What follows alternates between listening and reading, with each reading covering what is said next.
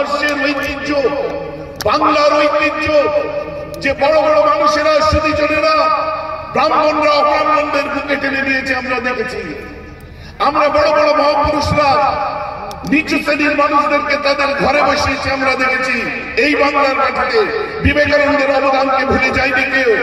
আর সেই বাংলায় আজ হিন্দু মুসলমান করতে চাচ্ছে, ওয়াকফ আইন নিয়ে এসে সেই ভারতবর্ষে একটা বিভাজন সৃষ্টি করতে চাচ্ছে, যেটা diversity of Bengal, diversity of India, এটার উপরে আঘাত দিচ্ছে।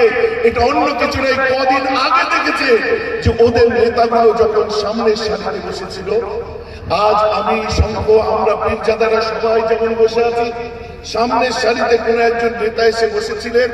তিনি একজন এমএলএ, বিধায়ক এবং একজন বড় কার্যকর্তা। হঠাৎ করে এসে তাকে বলে দিল, পিছে যান, পিছে যান, পিছে বেট। ঠিক এই ভাষা, পিছে বেট, পিছে বেট। তার অপরাধ কি? তার অপরাধ কি?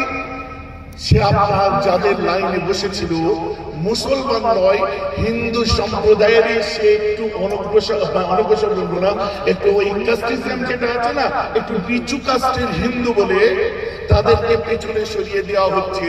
তো হিন্দু মুসলিম ক্ষেত্রে में नहीं है, মুসলমানদেরকে এরা কি ভাই বলে ডাকবে? এরা তো হিন্দুদেরকে ভাই বলে ডাকেনি।